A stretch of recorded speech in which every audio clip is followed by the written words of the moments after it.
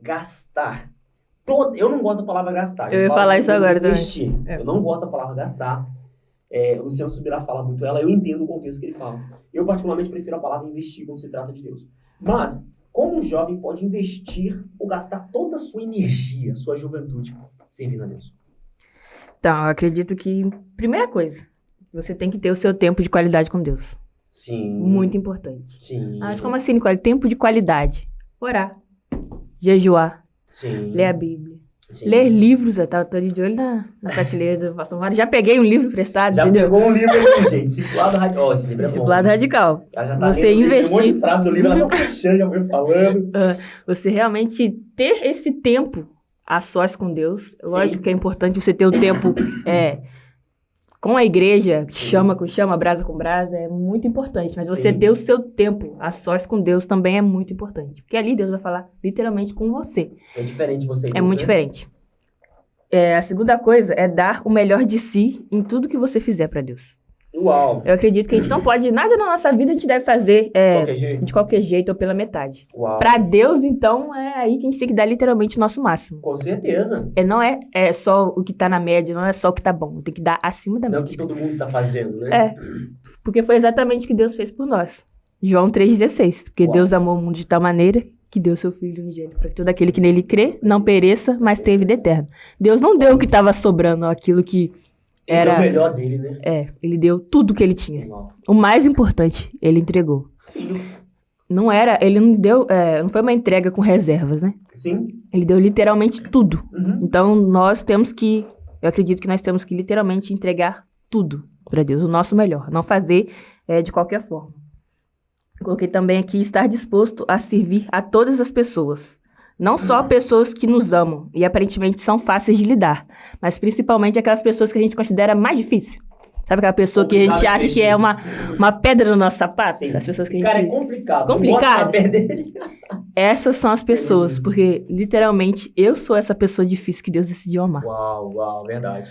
Então eu não posso falar que a outra pessoa é difícil, é complicada, é impossível de lidar, sendo que Deus lida com uma pessoa difícil todo dia, que sou eu. Então eu tenho que amar. Claro. Eu tenho que cuidar, eu tenho que servir. Independente se a pessoa me ama ou odeia. Muito mais ainda, eu tenho que amar a pessoa que me odeia. Porque é exatamente isso que Jesus fez, né? Ele amou aqueles que estavam pregando ele na cruz. Uau. Então eu acredito que nós temos que fazer literalmente como Jesus fez. Não dizendo que foi fácil, é óbvio que não foi fácil para Jesus. Não é fácil para nós. Para ninguém, né? Mas é necessário. Eu acho que essa é a maior demonstração de amor a Deus. É amar o nosso próximo. Sim. Lógico que amar a Deus em primeiro lugar. Mas servir e amar ao próximo é literalmente a coisa mais importante. O papel da igreja é servir, o papel do cristão é servir. Então você está dizendo para mim, Nicole, que um dos papéis fundamentais para poder gastar a sua energia na juventude é servir. Servir. Amar o próximo, servir esse próximo, né? Eu sempre brinco o seguinte, né? Nessa vida, não tem a ver com a gente, tem a ver com o outro. Sim. Quando Deus colocou esse projeto do podcast, né, do PodDev no meu coração, a primeira coisa foi: Senhor, eu vou falar da tua palavra e nada... Olha, eu falo sem medo de errar. Se amanhã Deus falar assim: olha, não quero que você fale de empreendedorismo, não quero que você fale sobre marketing digital no seu canal, eu não vou falar, Nicole. A única coisa que eu não deixo de falar é da palavra. Isso eu não vou deixar. Sabe porque eu entendo que o evangelho alcança outras pessoas através das mídias sociais, das redes sociais, que às vezes a igreja usa pouco. A igreja, às vezes, tem... E aí é onde a juventude está. A gente tem que se conectar com essa galera. Às vezes, eu não estou generalizando, mas a cosmovisão, sei lá, a visão de muitas hoje é que, cara, isso é do diabo. Esse negócio de Instagram, TikTok, do diabo. Não, amigo, eu sempre falo, o diabo não tem poder de criar nada, ele dá forma a partir daquilo que já existe. Eu sempre digo o seguinte: essa é uma ferramenta que Deus permitiu que existisse as redes sociais para que a igreja usasse e fizesse chegar a mais pessoas. Cara, tem gente lá, hoje tem índio que tem internet no meio do mato, cara. Não é todas as realidades? Mas em muitos lugares já chega. E às vezes você não consegue chegar de barco e tal, mas a mensagem chega através de um programa. Então, eu penso o seguinte, cara, você é jovem, igual você falou, cara, serve as pessoas. Esse é o intuito do meu coração, mano. Eu sempre falo, não tem a ver comigo, tem a ver com o outro. Jesus, Total. Cara, ele veio pra servir. Nossa, mano, foi fantástico. Quando ele veio pra servir o próximo, que nem merecia, não merecia, ele quebrou na minha cabeça de que o outro precisa merecer pra mim poder servir. E não, cara, o evangelho não é isso. Então, às vezes, um jovem que está escutando a gente agora, você pode seguir nas nossas redes sociais. Fala o seu Instagram, você tem Instagram? Então? Tem. Qual que é o seu Instagram? Nicole Pires Gomes. Nicole Pires Gomes. Segue lá. Nossa, gente, eu tô com uma crise de tosse agora. Não sei porquê. PR Mário Filho, pode seguir lá, tem palavra de Deus, vídeos para poder abençoar a sua vida, reflexão das palavras. E Igreja Metodista tem post UMPA, tá? IMP 7ª RE. Entra lá, segue no nosso Instagram. Então, Nicole, você tá deixando claro, olha só, um dos pontos é servir o próximo. Tem mais alguma coisa? E o último ponto, que pra mim é, vamos dizer assim, é o mais polêmico, que o pessoal faz mais auê contra ele, é renúncia. Uau, então peraí, vamos recapitular. Relacionamento. Intimidade com Deus. Relacionamento e intimidade com Deus. O segundo. Servir. Terceiro. Renúncia. Uau, vai, fala um pouquinho sobre renúncia aí.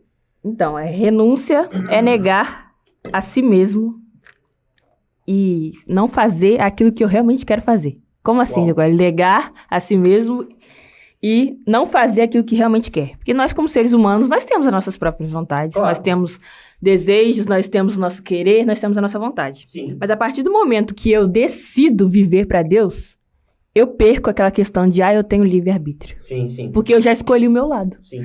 Se eu já escolhi o meu lado, sim. Eu já fiz a minha escolha, então eu não tenho mais isso, eu não tenho mais o livre-arbítrio. Eu já escolhi viver uma vida e é essa vida que eu quero seguir. Uau. E nesse caminho, eu entendo que nós temos que fazer algumas renúncias. Claro. Porque se eu quero servir a Deus, se eu quero viver para Deus, se eu quero estar na presença dele inteiramente, assim como Deus enviou o seu filho, sim. de uma forma inteira e total, Uau. Tem algumas coisas que eu acredito ou que eu faço que não cabem no propósito. Uau. Então, se eu decidir viver literalmente para Cristo, viver literalmente para Deus, tem coisas na minha vida, no meu eu, como ser humano, que não cabem no propósito. Aquele que quer me seguir, negue-se a si mesmo. Tome a sua cruz e siga. Uau. Evangelho é renúncia, né? Renúncia. É renúncia. Não tem como você querer viver o evangelho e não renunciar a alguma coisa. Todos os dias a gente tem que renunciar a alguma coisa, Nicole.